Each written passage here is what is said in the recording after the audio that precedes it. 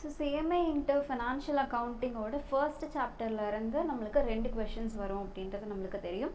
So இதை நம்ம கரெக்டாக பார்த்துட்டு போனோம் அப்படின்னாலே we can easily score around 14 marks.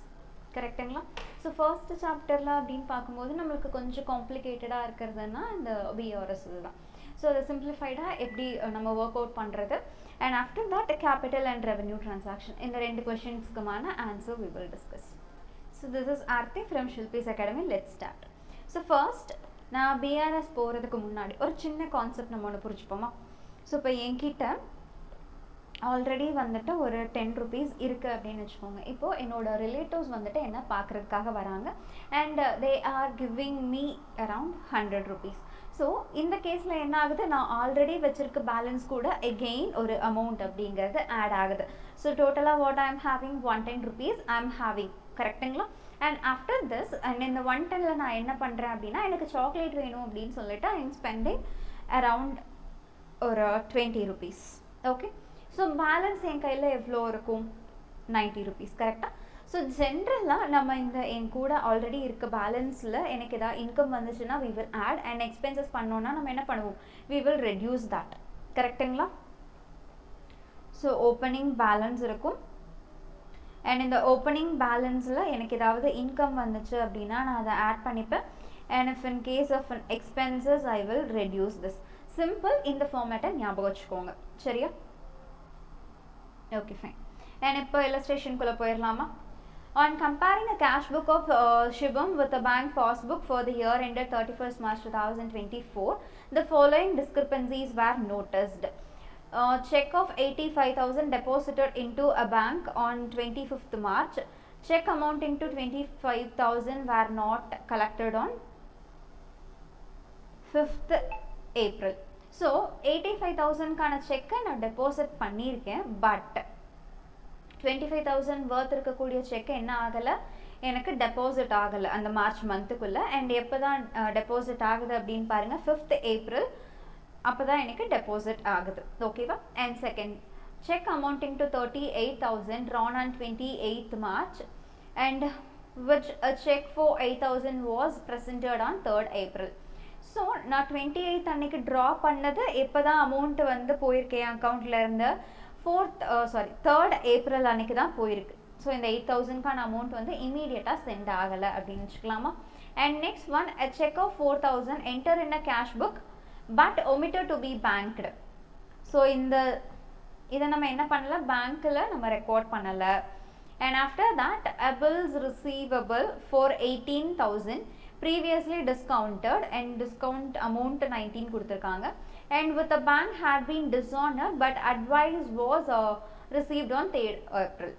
So இங்கே என்ன ஆகுது, ப்ரீவியஸ்லி நான் ரிசீவ் பண்ணது இப்போ எனக்கு டிஸானர் ஆயிடுச்சு. சரியா? And after that a check of 20,000 wrongly credited in the passbook on 29th March and reversed on 2nd April. So இது நம்ம என்ன பண்ணிட்டோம், தப்பாக கிரெடிட் பண்ணிட்டோம். பேங்க்கில் கிரெடிட் அப்படின்னா என்ன அண்ட் ஒரு பர்சனோட ஆஸ்பெக்டில் கிரெடிட்னா என்ன? ஸோ நமக்கு as per real account what we will tell, debit what comes in and credit was goes out. கரெக்டா? அண்ட் இஃப் இன் கேஸ் பேங்க்கோட ஆஸ்பெக்டில் இருந்து அப்படின்னு நம்ம டிஸ்கஸ் பண்ணும்போது பேங்க் என்ன பண்ணுறாங்க, ஒரு இண்டிவிஜுவல் பர்சனோட மணியை அவங்க வாங்கி ஹோல்ட் பண்ணி வைக்கிறாங்க. And when we are asking that for that particular amount அப்படின்னா they have to refund that, they have to give that amount back. கரெக்டாக? ஸோ இப்போ இந்த இடத்துல பேங்க்கு நம்மக்கிட்டேருந்து டெபாசிட் பண்ணுறாங்கங்கும் போது அவங்க திரும்ப கொடுக்கணும் அப்படின்ற அந்த லயபிலிட்டி என்ன ஆகும், இட் வில் இன்க்ரீஸ். கரெக்டா? So liability always have a credit balance. அப்போ நீங்கள் போடுற டெபாசிட் உங்களுக்கு அக்கௌண்ட்டில் உள்ளே வரது எல்லாமே என்ன, பேங்க்குக்கு லயபிலிட்டி. ஸோ பேங்க்கோட டெர்மினாலஜியில் நம்ம என்ன சொல்லுவோம், கிரெடிட் அப்படின்னு சொல்லுவோம். அண்ட் இஃப் இன் கேஸ் நான் வித்ட்ராயல்ஸ் நான் ஏதாவது பண்ணியிருக்கேன் அப்படின்னா பேங்க்கோட லயபிலிட்டி என்ன ஆகும், ரெடியூஸ் ஆகும். கரெக்டாக? ஸோ அப்போ என்னோட லயபிலிட்டி ரெடியூஸ் ஆகுதுங்கும் போது opposite we have to debit that. And இந்த ஆஸ்பெக்ட் நல்லா ஞாபகம் வச்சுக்கோங்க. அப்போ இப்போ சொல்லுங்கள், கிரெடிட் அப்படின்றது என்ன, income. Fine. And bank had wrongly debited, தப்பாக என்ன பண்ணிட்டாங்க, 15,000 டெபிட் பண்ணிட்டாங்க. சரியா? And after that prepare a reconciliation statement as on 31st March 2024 if the balance as per cash book on 31st March 2024 was 1,82,500. So இப்போ cash புக்கில் favourable அப்படிங்கும்போது இந்த நான் சொன்ன ஃபார்மேட்டை அப்படியே ஃபாலோ பண்ணிக்கோங்க. சரியா? ஃபர்ஸ்ட் இதில் என்ன ஆகுது, டெபாசிட் ஆயிருக்கு. அப்போ கேஷ் என்ன ஆயிருக்கும், வெளியே போயிருக்கும். கரெக்டாக? So we have to minus that. And after that பாருங்க, நெக்ஸ்ட் ஒன், செக்கு நம்ம இஷ்யூ பண்ணியாச்சு, பட் இன்னும் அது வெளியே போகலை, என் அக்கௌண்ட்லேருந்து அமௌண்ட் வெளியே போகலை. So this will be consider as my income. நம்ம ஃபர்ஸ்ட் என்ன பண்ணியிருப்போம், கேஷ் புக்கில் போடும்போது நம்ம செக்கை கொடுத்துட்டோம், சரி அக்கௌண்ட்லேருந்து அமௌண்ட் எடுத்திருப்பாங்க அப்படின்னு சொல்லிட்டு we will minus that. So அதை கேன்சல் பண்ணுறதுக்காக இப்போ என்ன பண்ணணும், அதை ப்ளஸ் பண்ணுறோம். அண்ட் நெக்ஸ்ட் என்ன பண்ணியிருக்கோன்னு பாருங்கள், 4,000 வந்து நம்ம ஒமிட் பண்ணிட்டோம் இல்லையா? ஸோ இது நம்மளோட expenses. So we have to reduce that. And after that bills receivable. So எனக்கு நான் ரிசீவ் பண்ணது டிஸானர் ஆகிடுச்சு. ஸோ இப்போ நான் இன்கமாக கன்சிடர் பண்ணதை கேன்சல் பண்ணும். So I have to reduce that. And after that பாருங்க, check of 20,000 wrongly credited in the passbook. So ராங்காக என்ன ஆயிடுச்சு, கிரெடிட் ஆயிடுச்சு. இன்கமாக தப்பாக ட்ரீட் பண்ணிட்டீங்க. ஸோ அப்போ அதை கேன்சல் பண்ணணும்னா மைனஸ் பண்ணணும். அண்ட் அதே மாதிரி தப்பாக எக்ஸ்பென்சஸாக ட்ரீட் பண்ணதை கேன்சல் பண்ணுறதுக்கு ப்ளஸ் பண்ணிக்கணும். சரிங்களா? அண்ட் இதை சால்வ் பண்ணோன்னா will get the answer. And the final answer will be 1,48,500. ஓகேவா? அண்ட் இதை டேலி பண்ணி பாருங்கள். So next one, state with the reason whether the following or capital or revenue expenditure.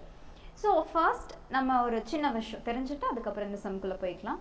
And capital expenditure அப்படின்றது ஒரு long term பர்பஸோடு நம்ம பண்ணியிருப்போம். And after that இது வந்து எனக்கு நான் ரெக்கரிங் நேச்சரில் இருக்கும், திரும்ப திரும்ப எனக்கு என்ன ஆகாது, அக்கர் ஆகாது. அண்ட் ஆஃப்டர் தட் மோஸ்ட்லி நம்மளோட எஃபிஷியன்சியை இன்க்ரீஸ் பண்ணுறதுக்காக அண்ட் கெப்பாசிட்டி இன்க்ரீஸ் பண்ணுறதுக்காக ஏதாவது ஒரு இம்ப்ரூவ்மெண்ட்டுக்காக இந்த எக்ஸ்பென்சஸ் அப்படின்றத நம்ம பண்ணியிருப்போம். அண்ட் ரெவென்யூ எக்ஸ்பெண்டிச்சர் அப்படின்றது it is related to the short term. And இது வந்து எனக்கு திரும்ப திரும்ப ரெக்கர் ஆகிட்டே இருக்கும். சரிங்களா? நம்மளோட day to day business activities இது எல்லாத்தையுமே சொல்லலாம். ஓகே. ஸோ அதில் ஃபர்ஸ்ட் ஒன் பாருங்கள், expenses incurred in connection with the obtaining a license for starting a new factory. So புதுசாக நான் ஒரு ஃபேக்ட்ரி ஓப்பன் பண்ண போகிறேன். For that I am going to get a license. So இது வந்து one time. So இது நம்ம கேபிட்டல் எக்ஸ்பெண்டிச்சராக கன்சிடர் பண்ணிக்கலாம். அண்ட் நெக்ஸ்ட் ஒன் பாருங்கள், 1,000 paid for the removal of stock to a new site. So நம்ம என்ன பண்ணுவோம், புதுசாக ஏதாவது ஒரு சைட் நம்ம போடுறோம் அப்படின்னா அண்ட் பழைய பிளேஸ்லேருந்து புது பிளேஸுக்கு நம்ம ஸ்டாக்கை ட்ரான்ஸ்ஃபர் பண்ணுவோம். அண்ட் இது வந்து நம்மளுக்கு எப்பயுமே நடக்கக்கூடியது. So it will be consider as a revenue expenditure. Next, rings and pistons of an engine were changed at a cost of 5,000 to get a full efficiency. So இந்த இடத்துல ரிங் அண்ட் பிஸ்டனை நான் change பண்ணுறதுனால அதோட engine capacity அப்படின்றது மாறாது and it will remains the same. So இங்கே நான் இதை என்னவா கன்சிடர் பண்ண போகிறேன் அப்படின்னா ரெவென்யூ எக்ஸ்பெண்டிச்சரை நான் கன்சிடர் பண்ண போகிறேன். இஃப் இன் கேஸ் என்ஜினோட கெப்பாசிட்டியை இன்க்ரீஸ் பண்ணுற மாதிரி இருந்துச்சு, இம்ப்ரூவ் பண்ணுற மாதிரி இருக்குது அப்படின்னா that will be considered as a capital expenditure.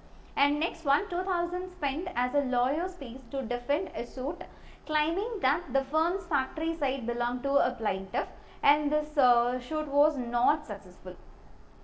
So இங்கே நம்ம ஒரு கேஸ் நடக்குது அப்படிங்கும்போது வாய்தாவாக நம்ம போயிட்டே இருப்போம். And for that we need to spend a particular amount while the completion of a particular case. So இது வந்து revenue expenditure. Next one, 10,000 were spent on advertising the introduction of a new product in the market, the benefit of which will be effective during the 4 years. So அவங்களே என்ன சொல்லிட்டாங்க, நான் ஒரு செலவு பண்ணியிருக்கேன், அதுலேருந்து எனக்கு ரெவென்யூ கிடைக்குது அண்ட் அது வந்து ஒரு 4 years வரைக்குமே ஐ கேன் எக்ஸ்பெக்ட் அப்படின்ற மாதிரி கொடுத்துருக்காங்க. ஸோ இந்த மாதிரி இருக்கிறது எல்லாத்தையுமே what we will tell deferred revenue expenditure. நம்ம பண்ணுற எக்ஸ்பென்சஸ்லேருந்து we will get some revenue also.